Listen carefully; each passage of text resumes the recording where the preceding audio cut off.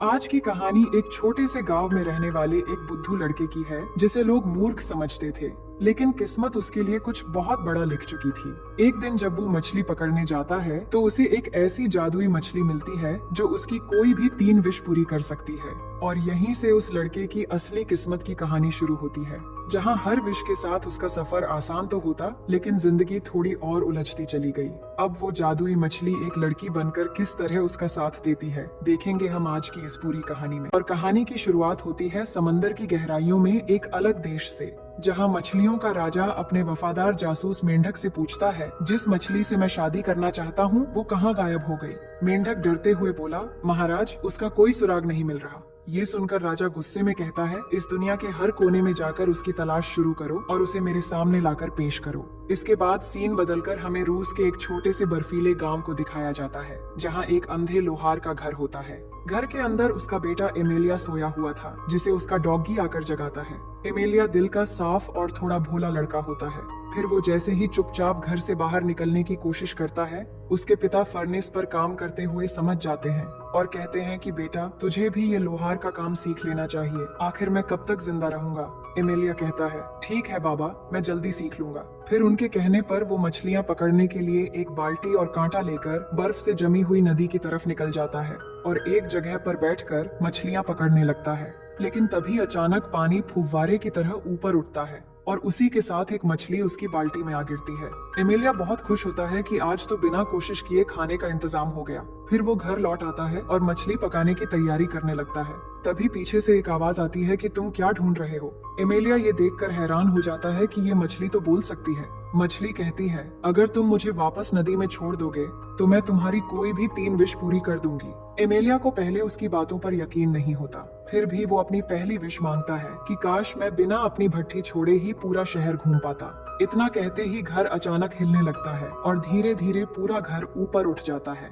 Amelia डर जाता है और देखते ही देखते उसकी भट्ठी एक गाड़ी की तरह चलने लगती है और वो सचमुच पूरे गांव के बाहर निकल आता है। मछली कहती है, जैसा तुमने कहा था कि बिना भट्ठी छोड़े घूमना चाहते हो, इसलिए भट्ठी भी तुम्हारे साथ जा रही है। एमेलिया यकीन नहीं कर पा रहा था कि उसकी पहली विश पूरी हो गई है। फिर एक जगह रुकने के बाद ठंड की वजह से उसके मुंह से निकलता है, काश चारों ओर हरियाली के साथ मौसम हल्का गर्म होता। और इतना कहते ही बर्फ के बीच हरियाली फैल जाती है और ठंड की जगह हल्की गर्म हवा चलने लगती है और नीचे की बर्फ पिघलकर एक नदी निकल आती है।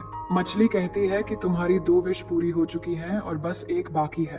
अब एमेलिया सोच में पड़ जाता है कि उसने 2 विश ऐसे ही बर्बाद कर दिया। मछली कहती है कि हर इंसान वही मांगता है जो उसकी सोच की हद में होता है। इसके बाद एमेलिया मछली को लेकर आगे बढ़ने लगता है। तभी कुछ लुटेरे आकर रास्ता रोक लेते हैं और उसकी हाथ से बाल्टी छीनने लगते हैं। एमेलिया मछली को बचाने के लिए बाल्टी लेकर भागने लगता है और सारे लुटेरे उसके पीछे पड़ जाते हैं, लेकिन वो किसी तरह उनसे बचते हुए जल्दी से मछली को नदी में छोड़ देता है ताकि वो सुरक्षित रहे।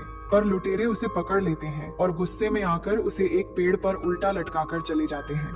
थोड़ी देर बाद एक खूबसूरत लड़की वहाँ आती है और रस्सी खोलकर एमेलिया को नीचे उतारती है। एमेलिया पहले उसे पहचान नहीं पाता और उसका नाम पूछने पर वो अपना नाम वासिलिसा बताती है। तभी एमेलिया उसके कंधे पर चमकता हुआ स्कार्फ देखकर समझ जाता है कि ये वही जादुई मछली है जिसे उसने पानी में छोड़ दिया था। वो फौरन उसका स्कार्फ ले लेता है ताकि वो भाग न सके और कहता है, अब भी मेरी आखिरी विश बाकी है जिसका इस्तेमाल मैं सही वक्त पर करूंगा। वासिलिसा पूछती है, अब आगे क्या करना है? तो वो जवाब देता है कि मैं रूस के राजा की बेटी राजकुमारी एनफिसा से शादी करना चाहता हूँ और इसके लिए कोई विश न मांगकर मैं खुद मेहनत करूंगा जिसमें तुम मेरा साथ दोगी। वासिलिसा भी उसका साथ देने के लिए मान जाती है, जिसके बाद हमें राजा का शानदार महल दिखाया जाता है। वहाँ राजकुमारी एनफिसा की नौकरानी आकर बताती है कि इंग्लैंड के राजदूत शादी का न्योता लेकर आ रहे हैं। ये सुनकर एनफिसा बहुत खुश हो जाती है क्योंकि वो हमेशा किसी अंग्रेज से शादी करना चाहती थी, इसलिए जल्दी से तैयार होकर बैठ जाती है। राजदूत आकर राजकुमारी को खुश करने के लिए एक अम्ब्रेला तोहफे में देता है, लेकिन राजा को अंग्रेज बिल्कुल पसंद नहीं थे और वो चाहते हैं कि उनकी बेटी किसी सच्चे और नेक दिल इंसान से शादी करे। लेकिन राजा के मना करने से पहले ही राजदूत कहता है, महाराज, मैं आपके लिए एक खास तोहफा लाया हूँ जिसे देखकर आप बहुत खुश हो जाएंगे। उधर एमेलिया और वासिलिसा भी महल की दीवारों के पास पहुंचकर चुपके से ये सब देख रहे थे। राजदूत राजा को एक मशीन दिखाते हुए कहता है कि ये यंत्र अपने आप संगीत बजाता है, लेकिन असल में उसके अंदर उसी का एक आदमी छुपा होता है जो बटन दबाते ही संगीत बजाता है। मगर राजा उससे कहते हैं कि हमें ऐसी किसी मशीन की जरूरत नहीं है। पर राजकुमारी एनफिसा उस अंग्रेज पर फिदा हो चुकी थी और राजा समझ नहीं पा रहे थे कि अपनी बेटी को कैसे समझाएं। तभी एमेलिया दौड़ता हुआ आकर कहता है, महाराज, राजकुमारी की शादी किसी अंग्रेज से करने की जरूरत नहीं। मैं ऐसा यंत्र लाऊंगा जो बस बोलने से ही संगीत बजा देगा। राजा खुश होकर कहते हैं, अगर तुमने ऐसा कर दिखाया तो जो चाहो वो मांग लेना। एमेलिया तुरंत पूछता है, तो क्या आप मुझे राजकुमारी से शादी करने देंगे? राजा मुस्कुराते हुए कहते हैं, अगर तुम कामयाब हुए तो मैं जरूर शादी करवा दूंगा।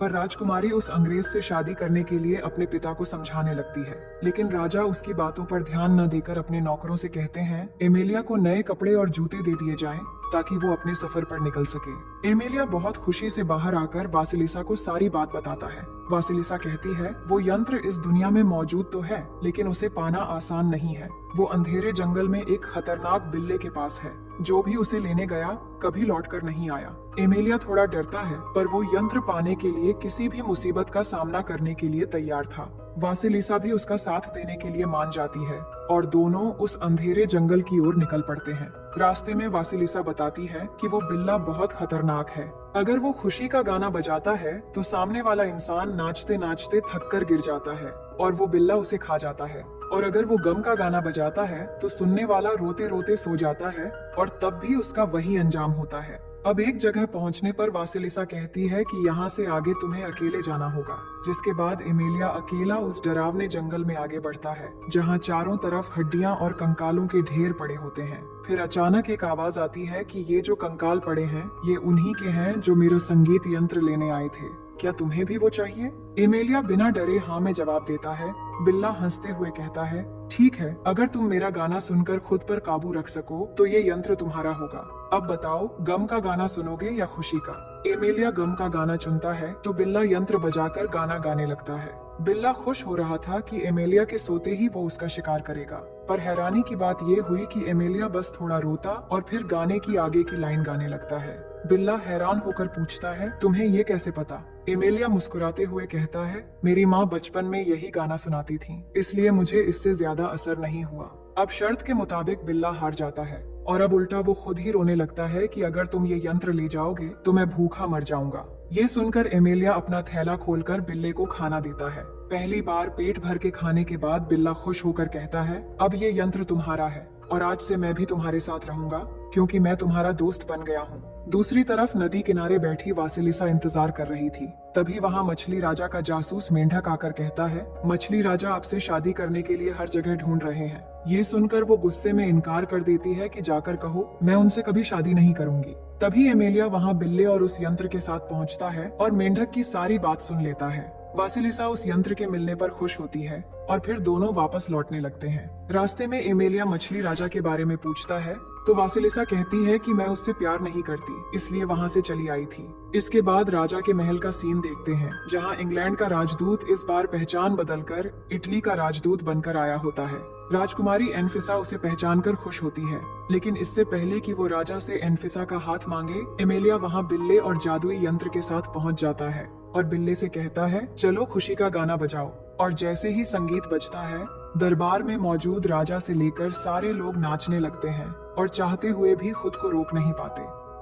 और जब सब बेहाल होकर जमीन पर गिरने लगते हैं, तभी एमेलिया बिल्ले से कहकर गाना रुकवाता है। ये सब देखकर राजा हैरानी से कहते हैं कि ये तो बहुत कमाल का यंत्र है, मैं बहुत खुश हूँ और अब ये बिल्ला और यंत्र हमारे महल में रहेंगे। एमेलिया राजा को शादी की शर्त याद दिलाता है तो राजा खुशी से मान जाते हैं, पर एनफिसा अब भी उस अंग्रेज से ही शादी करना चाहती थी। वो एमेलिया से कहती है, अगर तुम सच में मुझसे शादी करना चाहते हो तो मेरे लिए कुछ ऐसा साबित करो जिससे दिखे कि तुम मेरे लिए कुछ भी कर सकते हो, और वो काम क्या होगा मैं कल बताऊंगी।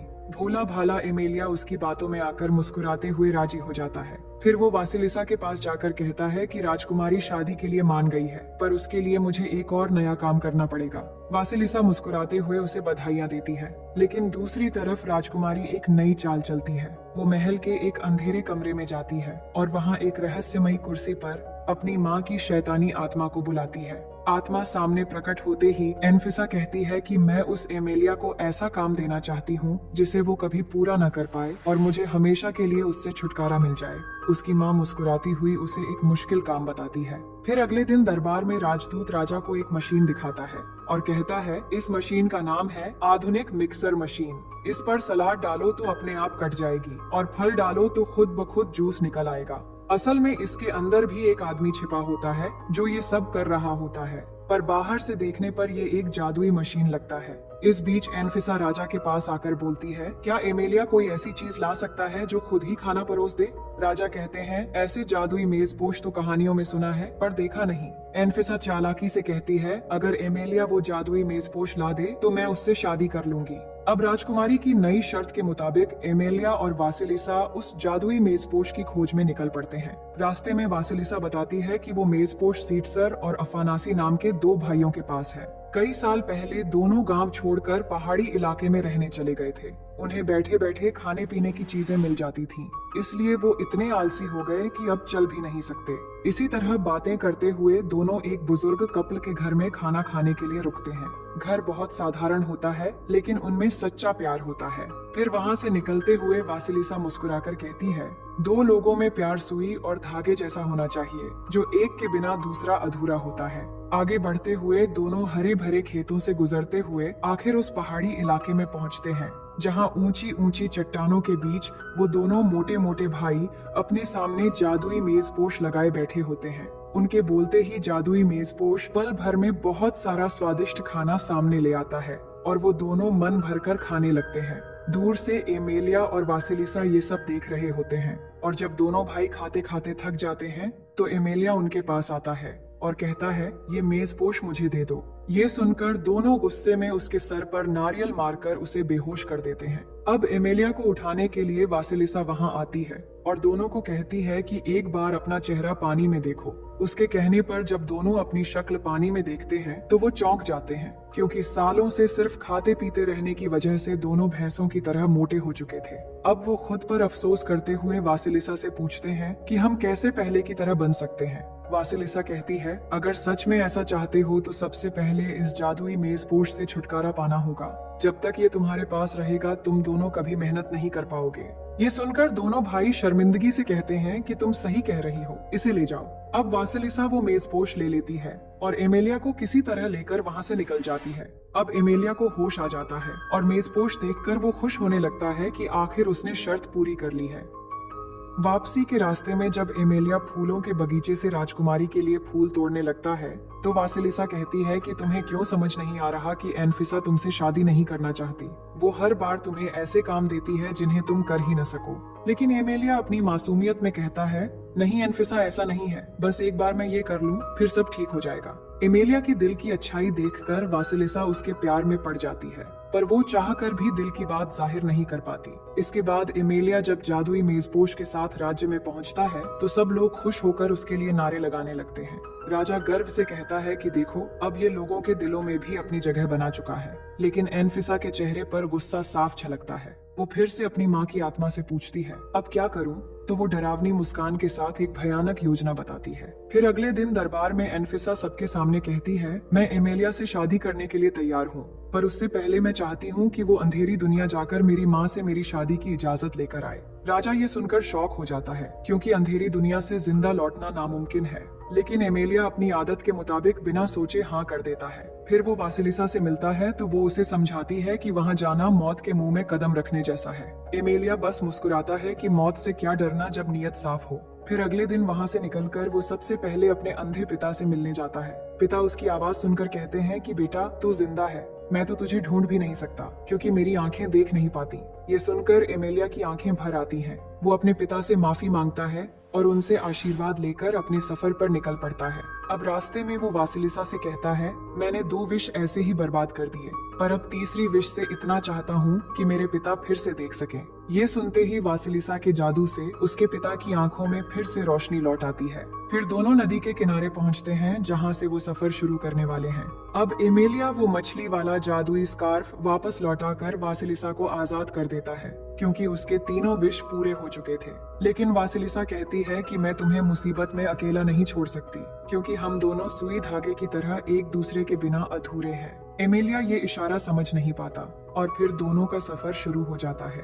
अब नदी में आगे बढ़ते हुए कुछ दूर जाने के बाद उन्हें चारों ओर बड़ी बड़ी मूर्तियां दिखती हैं। वासिलिसा कहती है कि यहीं से अंधेरी इलाका शुरू होता है। फिर दोनों नाव रोककर एक घाटी में उतरते हैं। तभी इस इलाके के रक्षक की आवाज सुनकर एमेलिया घबरा जाता है, लेकिन वासिलिसा कहती है कि ये मेरे साथ आया है पिताजी। एमेलिया चौंक उठता है कि ये तुम्हारे पिता कैसे हो सकते हैं। रक्षक कहता है कि हाँ, मैं इसका पिता हूँ। मैंने ही इसे एक सच्चे साथी की तलाश में मछली से इंसान बनाया था। अब वासिलिसा अपने पिता को सब कुछ बताती है और उनसे मदद करने के लिए कहती है। सब कुछ सुनने के बाद वो कहते हैं कि रानी ने लालच और सत्ता के लिए निर्दोषों को सताया था, इसलिए उसे अनंत काल तक भूखा रखा गया है। फिर वो रानी की आत्मा को बुलाते हैं तो वो अपने भयंकर रूप में सामने आती है। एमेलिया आगे बढ़कर कहता है कि मैं आपकी बेटी से शादी करने की अनुमति लेने आया हूँ, लेकिन रानी की आत्मा कहती है, मैं अपनी बेटी को किसी गरीब इंसान से शादी करने की अनुमति कभी नहीं दूंगी। ये देखकर वासिलिसा के पिता रानी से कहते हैं, तुम सदियों से भूख की सजा झेल रही हो, अगर शादी की अनुमति दोगी तो मैं तुम्हें खाने के लिए दे सकता हूँ। रानी सामने खाना देखकर खुद को रोक नहीं पाती और शादी की इजाजत दे देती है। इसके बाद राजमहल का सीन देखते हैं जहाँ सब खाना खा रहे होते हैं। तभी अचानक मेज पर रखी हुई ट्रे पर धुएं की तरह रानी की आत्मा प्रकट होती है और सबके सामने कहती है कि मैं इस शादी की अनुमति देती हूँ। राजा खुश हो जाते हैं कि एमेलिया ने सच में वो कर दिया जो किसी इंसान के बस की बात नहीं थी, लेकिन एनफिसा गुस्सा करने लगती है। इधर अंधेरी दुनिया में वासिलिसा अपने पिता का शुक्रिया अदा करती है और फिर एमेलिया के साथ वापस लौटने लगती है। रास्ते में वो मुस्कुराते हुए कहती है कि अब तुम्हारा सबसे मुश्किल काम पूरा हो गया है, जिससे तुम्हें तुम्हारी राजकुमारी मिल जाएगी और अब तो तुम मुझे भी भूल जाओगे, क्योंकि यहाँ से जिंदा लौटने वालों को हर जादुई याददाश्त गंवानी पड़ती है। एमेलिया दिल से कहता है कि तुम्हें भूल पाना मेरे बस की बात नहीं है और ना ही मैं कभी तुम्हें भूलना चाहता हूँ। उधर एनफिसा गुस्से में उस कमरे में आती है और रहस्यमयी कुर्सी तोड़ने लगती है। माँ की आत्मा उसे रोककर कहती है, मुझे मजबूरी में एमेलिया को इजाजत देनी पड़ी। वो अकेला नहीं था, उसकी सारी कामयाबियां एक जादुई मछली की बदौलत है और तुम जानती हो हमारे राज्य में जादू का इस्तेमाल करना मौत की सजा है। ये सुनकर वो समझ जाती है कि अब उसे एमेलिया के साथ क्या करना है। वहीं नदी के किनारे सुबह हो चुकी होती है और नाव भी किनारे पर आ जाती है, पर एमेलिया की आंख खुलते ही उसके दिमाग से वासिलिसा से जुड़ी सारी यादें मिट जाती हैं और वो वासिलिसा को पहचान भी नहीं पाता। वासिलिसा कहती है कि मैं बस एक नाविक हूँ जो तुम्हें नदी पार करवा रही थी। एमेलिया नाव से उतरकर जाने लगता है, पर उसे लग रहा था जैसे कुछ बहुत जरूरी चीज वो भूल गया हो। फिर वो एनफिसा के पास पहुँचता है और कहता है, मैंने तुम्हारे सारे काम पूरे कर दिए, लेकिन अब मुझे शायद किसी और से प्यार हो गया है। एनफिसा चालाकी से पूछती है, क्या तुमने ये सारे काम अकेले किए? एमेलिया कहता है, नहीं, हर बार शायद किसी जादुई शक्ति ने मेरी मदद की। ये सुनते ही एनफिसा सैनिकों को बुलाकर एमेलिया को पकड़ने का आदेश देती है। फिर अगले दिन सबके सामने उसकी आंखों पर पट्टी बांधी जाती है और ऐलान किया जाता है कि एमेलिया ने राजकुमारी को पाने के लिए जादू का इस्तेमाल किया है, इसलिए उसे मौत की सजा सुनाई जाती है। एमेलिया बहुत दुखी होता है कि जिसके लिए उसने जान भी दांव पर लगा दी, वही उसे मारना चाहती है। राजा मजबूर होकर खामोश रहता है, लेकिन जैसे ही सैनिक गोलियां चलाने वाले होते हैं, तभी वासिलिसा वहां पहुंच जाती है। वो एनफिसा से कहती है, इसे छोड़ दो, जिसके बदले मैं सारी जिंदगी तुम्हारी गुलामी करूंगी और तुम्हारी कोई भी 3 विश पूरी करूंगी। फिर अपना जादुई स्कार्फ एनफिसा को दे देती है। एनफिसा की आंखों में चमक आ जाती है और वो एमेलिया की सजा माफ कर देती है, लेकिन अब उसका घमंड पहले से ज्यादा बढ़ जाता है और पहला विश मांगकर सारी प्रजा को अपनी तरफ करके अपने पिता को कैद करवा देती है और खुद को नई रानी घोषित कर देती है। फिर दूसरा विश मांगती है कि इंग्लैंड का राजकुमार उससे शादी का प्रस्ताव लेकर आए। वासिलिसा की जादू से देखते ही देखते इंग्लैंड के सैनिक राजकुमार का रिश्ता लेकर पहुंच जाते हैं। ये देखकर राजदूत कहता है, तुम तो मुझसे शादी करना चाहती थी। एनफिसा कहती है, इस गरीब को महल में काम पर लगा दो, अब मैं राजदूत नहीं राजकुमार से शादी करूंगी। वहीं एमेलिया घर लौटता है। वहाँ सीटसर और अफानासी भी मौजूद होते हैं, जो अब मेहनत का काम करके ठीक हो चुके थे। एमेलिया के पिता कहते हैं, पिछली बार तुम यहाँ वासिलिसा के साथ आए थे, पर एमेलिया को कुछ भी याद नहीं आ रहा था। तभी एमेलिया की नजर सीटसर के हाथ में सुई और धागे पर पड़ती है और थोड़ी देर गौर से देखने पर उसकी सारी यादें लौट आती हैं। अब वो वासिलिसा को ढूंढने निकल पड़ता है, जिसमें उसके पिता सीटसर और अफानासी भी उसकी मदद के लिए अपनी भट्टी लेकर महल की ओर निकलते हैं और वहां पहुंचते ही महल का गेट तोड़ देते हैं। एमेलिया फौरन वासिलिसा के सामने पहुंचकर कहता है, मुझे तुम्हारा प्यार समझने में बहुत देर हो गई, लेकिन अब मैं तुम्हें ले जाने आया हूँ। तभी एनफिसा अपनी सैनिकों के साथ आकर कहती है कि ये लड़की अब मेरी गुलाम है। एमेलिया कहता है, अगर इसे आजाद नहीं किया तो हम तुम्हारे सैनिकों को भड़काकर तुम्हारे खिलाफ कर देंगे। पर एनफिसा घमंड में हंसते हुए कहती है कि तुम लोग मेरा कुछ नहीं बिगाड़ सकते। फिर वो वासिलिसा से अपनी तीसरी और आखिरी विश मांगती है कि मुझे बिल्कुल तुम्हारी जैसी जादूगरनी बना दो। वासिलिसा बिना देर किए जैसे ही विश पूरी करती है तो एनफिसा खुद एक मछली में बदलकर एक बाल्टी में गिर जाती है। ये देखकर सब हंसने लगते हैं कि राजकुमारी ने बेवकूफी कर दी और वो चिल्लाने लगती है कि मुझे जल्दी इंसान बनाओ। वासिलिसा कहती है, जादुई मछली अपनी नहीं बल्कि दूसरों की विश पूरी करती है और तुमने जादुई विश के लालच में खुद को ही मछली बना दिया। तभी मछलियों का राजा बाहर आता है और एनफिसा को वासिलिसा समझकर उसे हमेशा के लिए अपने साथ लेकर नीचे चला जाता है। इसके बाद महल में सब कुछ शांत और खुशहाल हो जाता है। राजा फिर से अपने लोगों के बीच लौट आते हैं और एमेलिया वासिलिसा के पास आकर उसे चूम लेता है। वो बहुत खुश होती है क्योंकि एक सच्चे साथी की तलाश आज पूरी हो चुकी है और इसी के साथ ये कहानी यहीं पर खत्म हो जाती है।